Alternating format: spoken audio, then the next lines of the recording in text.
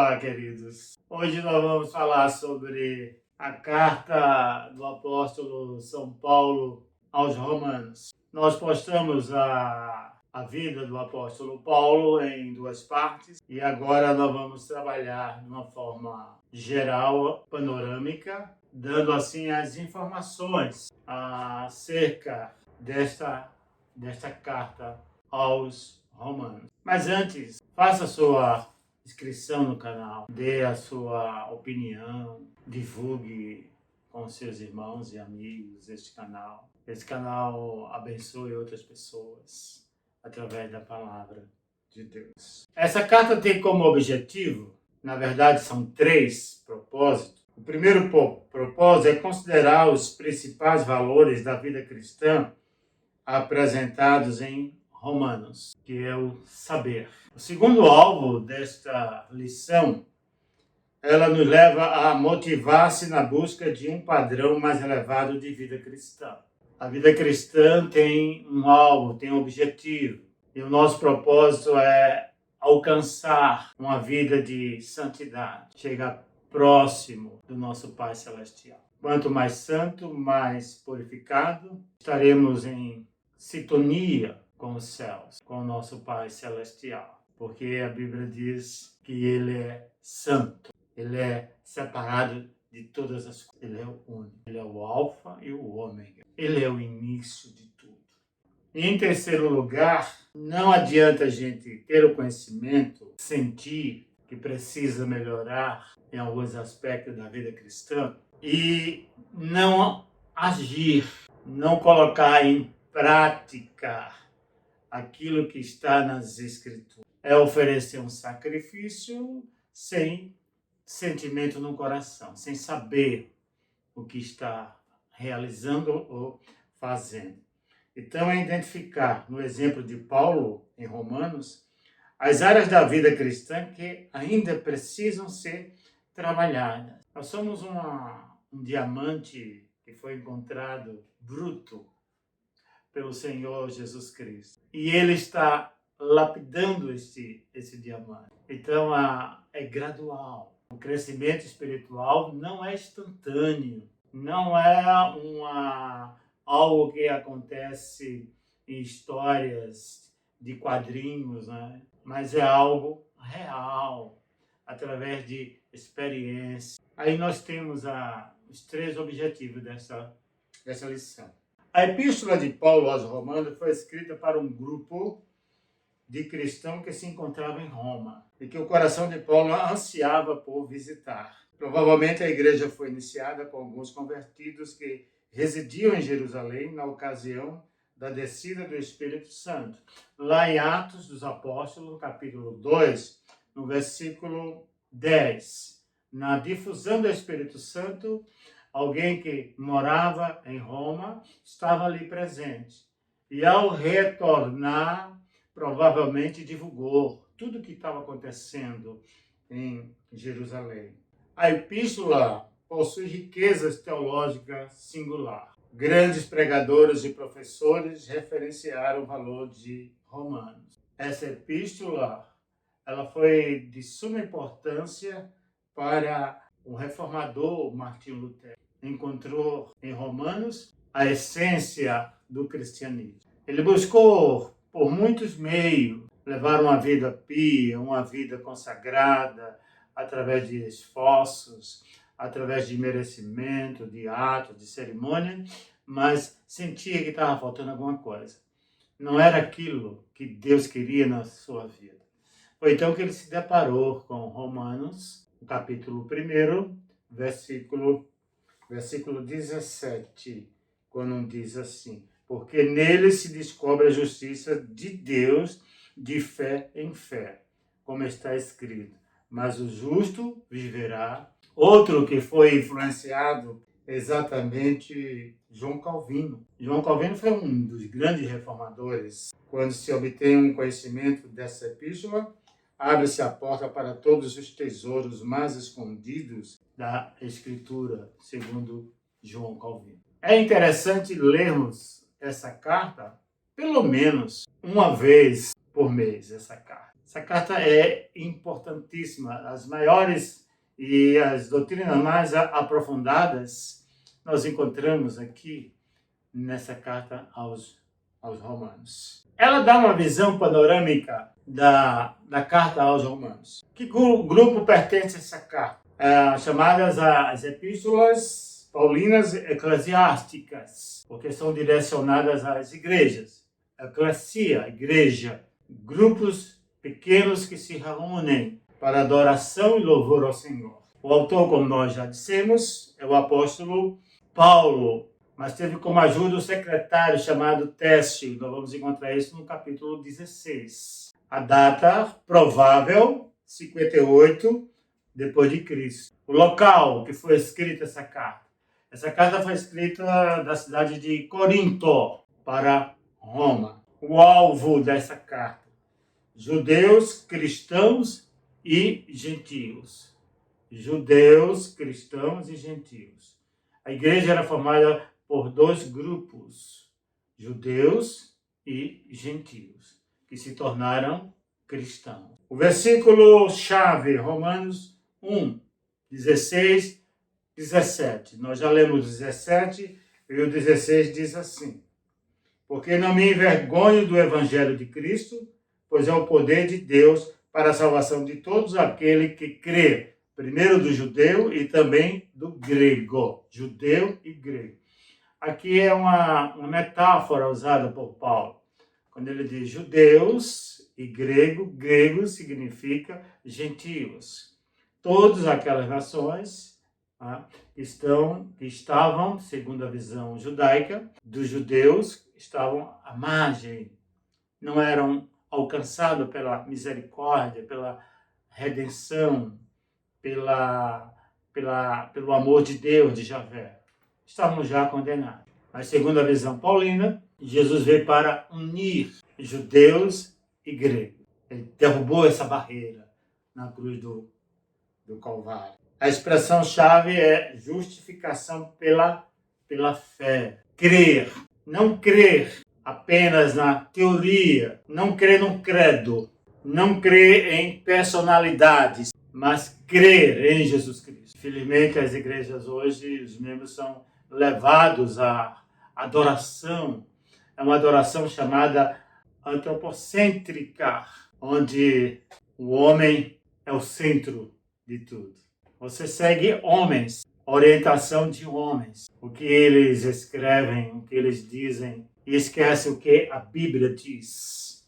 E por isso nós somos frustrados, decepcionados com esta liderança. Liderança que gosta de chamar a atenção, de ter o alvo, brilhar em lugar de Jesus. Nenhuma igreja vai para frente. Igreja cristã não vai para frente quando o homem começa a brilhar. Igreja saudável é aquela que Cristo brilha. Cristo é Senhor da igreja. O esboço desse evangelho, ele Deus declara justo somente aqueles que crerem em Cristo Jesus. Existe a parte doutrinária e a praxis, e a prática. Romanos 1:3 fala da condenação. Romanos 4:5 da justificação. Romanos 6:8 da santificação. Romanos 9:11 da eleição. Então nós temos aqui algumas doutrinas, alguns temas teológicos, que são princípios, como a justificação, a santificação, a eleição, a salvação, são princípios que não mudam. Por outro lado, nós temos aí, a partir do capítulo 12 ao 15, nós temos a aplicação, que nós chamamos de seção parenética do apóstolo Paulo. Todas as epístolas de Paulo, você vai encontrar um momento de prática, de exigência de prática. Você tem que ser aquilo que você diz que é. Você tem que deixar que as pessoas vejam aquilo que vocês afirmam, aquilo que nós afirmamos que somos. Se somos a luz do mundo, vamos viver como a luz do mundo. Se somos filhos de Deus, devemos viver como os filhos de Deus. Se somos santos, devemos viver como santos, separados, diferentes, não melhores, mas diferentes de outras comunidades. Os valores nossos são diferentes dos valores do mundo. Se somos cristãos, não devemos amar o mundo, mas devemos amar a Deus. O amor ao mundo faz com que Deus não nos aceite, porque nós amamos o mundo. Devemos odiar o mundo e amar a Deus. Alguns temas teológicos, como nós temos, Paulo trabalha a carne e o espírito. Às vezes nós achamos que há um conflito entre carne e espírito. A carne milita contra o espírito contra a carne. Porque é impossível um cristão convertido, nascido de novo, amar os prazeres do mundo, ou seja, amar o pecado. Por isso que essa batalha, esse conflito narrado em Romanos, quando ele fala de carne e corpo, quando ele fala de carne, pode ser também a natureza pecaminosa, a velha natureza. É impossível, a gente não pode seguir a dois senhores, porque há de amar a um e odiar o outro. Quando ele fala sobre o espírito, ele fala da questão do pneuma, da vida, do vento, parte espiritual da constituição humana. O Espírito de Deus ou o Espírito Santo. Nós temos o Espírito Santo. O Espírito, quando nós nos convertemos, quando nós nos entregamos a nossa vida a Jesus. Ele fala também das implicações da morada e da operação do Espírito Santo no cristão.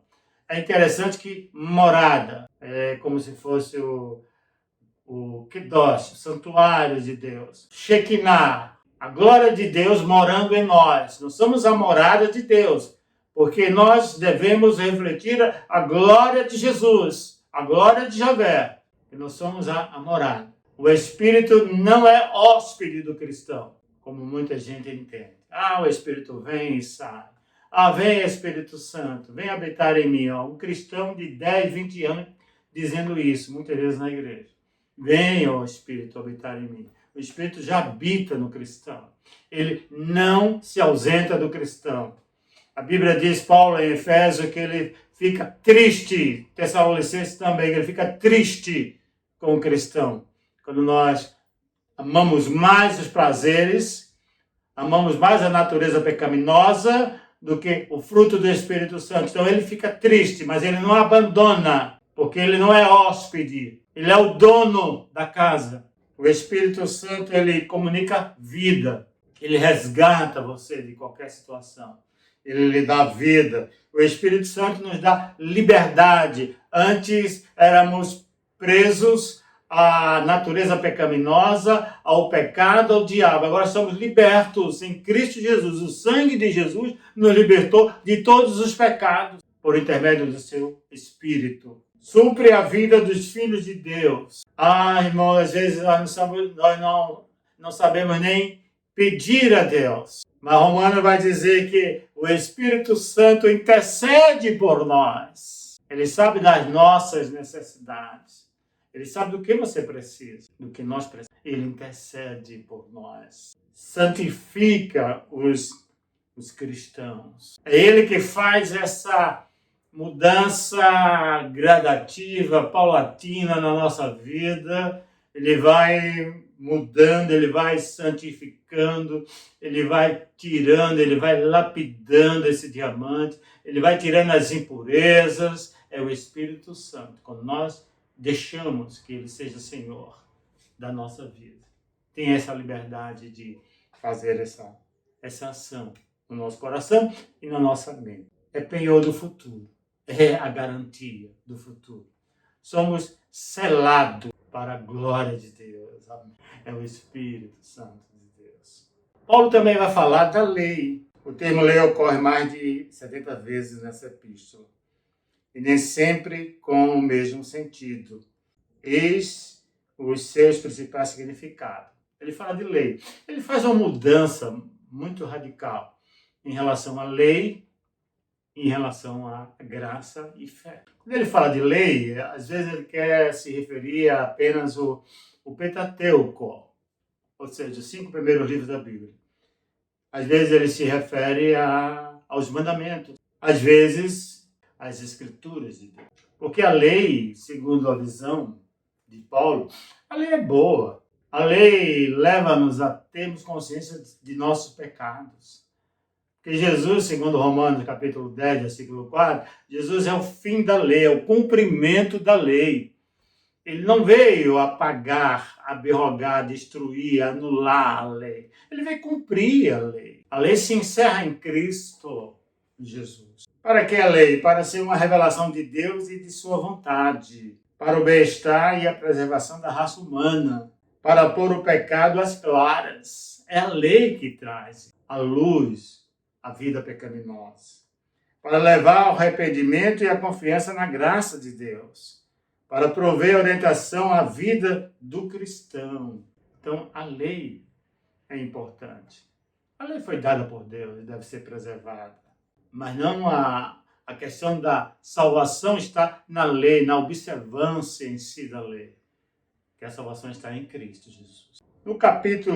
Nos inícios do capítulo de Romanos, ele vai falar sobre a depravação do homem e a ira de Deus. Romanos revela a condição depravada dos seres humanos. Praticam coisas inconvenientes. Romanos, capítulo 1, do versículo 28 até o 31. Sem Deus, sem o fruto do Espírito Santo, a nossa vontade é pecar. É praticar coisas inconvenientes. São passíveis de morte. São indesculpáveis. Tanto para judeus como para gregos, os gentios. São culpados independente da raça. Estão debaixo do pecado, tanto os judeus, tanto quanto os gregos estão debaixo do pecado. São inimigos de Deus. Romanos 5:10 e Colossenses 1:21. Inimigo de Deus. A condição de um ser humano longe de Deus, em pecado, é inimigo de Deus. Porque o pecado vai contra a santidade de Deus, em primeiro lugar. Então você é inimigo de Deus. E Deus vai julgá-lo, se não houver o arrependimento através da confissão.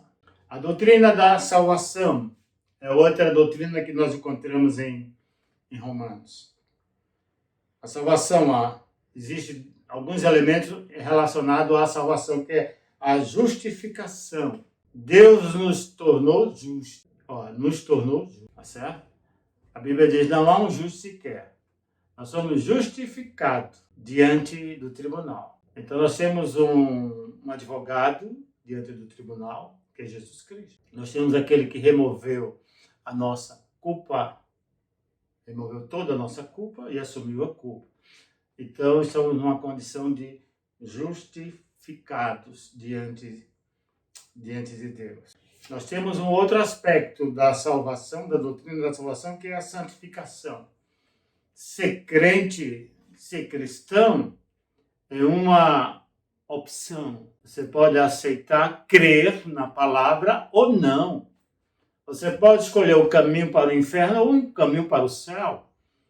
É uma decisão individual, intransferível. Você toma a decisão. Mas a santificação, ela é imperativa. Não é uma escolha minha, sua. Você tem que ser santo, porque santo é o Criador dos céus e da terra. Deus é santo. Você é santo. Sede santo como o vosso Pai o é.